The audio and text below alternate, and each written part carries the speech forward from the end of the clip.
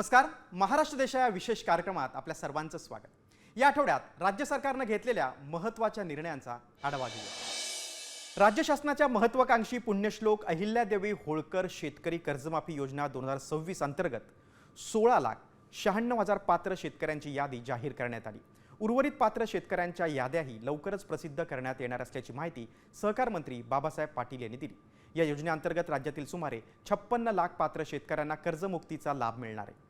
पात्र शेतकऱ्यांनी लाभ मिळवण्यासाठी ॲग्रीस्टॅकवर नोंदणी करून आधार प्रमाणीकरण प्रक्रिया तातडीने पूर्ण करावी असं आवाहन सहकार मंत्री बाबासाहेब पाटील यांनी केलं.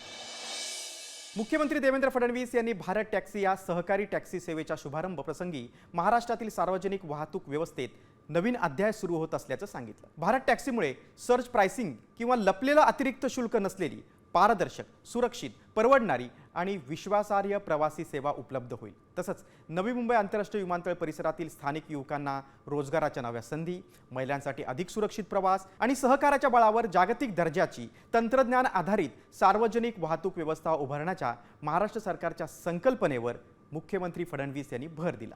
एअरपोर्टच्या परिसरात राहणारे जे भूमिपुत्र आहेत, अशा 3 ते 4 हजार भूमिपुत्रांना बँकेच्या माध्यमातून कर्ज देऊन टॅक्सी द्यायची आणि त्यांना या प्लॅटफॉर्मवर आणून भारत टॅक्सीच्या माध्यमातून इथल्या भूमिपुत्रांना, ज्यांच्याकरता स्वर्गीय दिबा पाटलांनी लढा दिला, त्यांना रोजगार देण्याचा आज करार या ठिकाणी करण्यात आलेला आहे.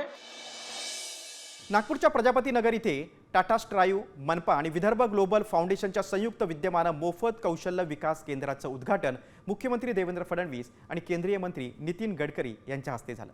या केंद्रातून दरवर्षी 2000 युवकांना उद्योगांच्या गरजेनुसार मोफत प्रशिक्षण आणि रोजगार उपलब्ध करून दिला जाईल. यावेळी मुख्यमंत्र्यांनी आरोग्य क्षेत्रातील उपक्रमांची माहिती दिली. मुख्यमंत्री सहायता निधीतून गेल्या 1.5 वर्षात 57,000 कोटींचं वाटप करण्यात आले. महामार्गावरील अपघातग्रस्त आणि गरिबांसाठी मोफत आणि सवलतीच्या उपचारांची व्याप्ती वाढवण्यात आल्याचं त्यांनी सांगितलं. राज्यातील सरकारी आरोग्य सेवेचा दर्जा उंचावण्यासाठी सार्वजनिक आरोग्य विभागाने पहिल्यांदाच तारांकित मानांकन प्रणाली लागू करण्याचा निर्णय घेतलाय. या योजनेअंतर्गत सरकारी रुग्णालयांच्या कामगिरीचं एक समान निकषांवर मूल्यमापन केलं जाईल. राज्यभरातील एकूण 623 रुग्णालयांचा यात समावेश असेल. राज्यातील प्लास्टिकचा वापर 30% कमी करण्यासाठी राज्य सरकारनं पहिलं बायोप्लास्टिक धोरण जाहीर केलंय. या नव्या धोरणानुसार राज्यात सुमारे 25,000 कोटी रुपयांच्या गुंतवणुकीचं आणि 1 लाख नवीन रोजगाराच्या संधी निर्माण करण्याचं उद्दिष्ट उद्योग विभागानं ठेवलं.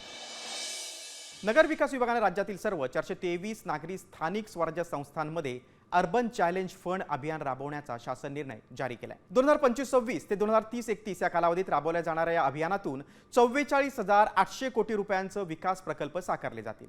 ब्लेंडेड फायनान्सिंग पद्धतीद्वारे शहरांमध्ये आधुनिक पायाभूत सुविधा निर्माण करून त्यांना आर्थिकदृष्ट्या स्वावलंबी बनवलं जाईल असा विश्वास उपमुख्यमंत्री एकनाथ शिंदे यांनी व्यक्त केला. उपमुख्यमंत्री सुनेत्रा पवार यांनी बारामती उपप्रादेशिक परिवहन कार्यालयातील virtual reality road safety tab लॅबची पाहणी केली. भारत केअरच्या माध्यमातून उभारण्यात आलेली ही राज्यातील पहिली प्रयोगशाळा आहे. अत्याधुनिक VR तंत्रज्ञानाद्वारे वाहतूक नियमांचं प्रशिक्षण दिलं जाते. हा उपक्रम रस्ते अपघातांमध्ये घट आणण्यासाठी अत्यंत उपयुक्त ठरेल असा विश्वास त्यांनी व्यक्त केला.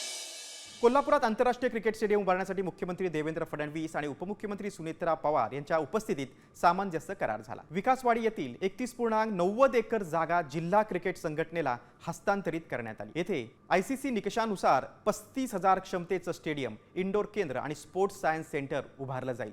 या मल्टी स्पोर्ट्स हबमुळे क्रीडा पर्यटनाला आणि स्थानिक अर्थव्यवस्थेला चालना मिळेल.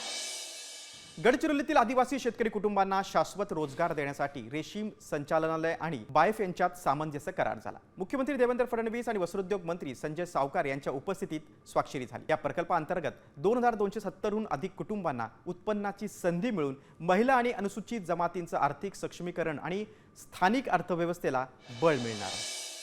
नागपूर महापालिकेत मुख्यमंत्री देवेंद्र फडणवीस आणि केंद्रीय मंत्री नितीन गडकरी यांच्या हस्ते 579 उमेदवारांना नियुक्तीपत्राचं वाटप करण्यात आलं.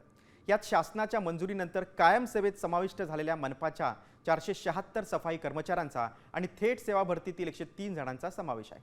मनपा मुख्यालयात झालेल्या या सोहळ्यामध्ये परिवहन विभागाच्या नव्या व्हॉट्सअप तिकीट प्रणालीचंही उद्घाटन करण्यात आलं. महाराष्ट्र देश या विशेष कार्यक्रमात आता इथेच थांबतोय. पुन्हा भेटूयात. तोपर्यंत नमस्कार.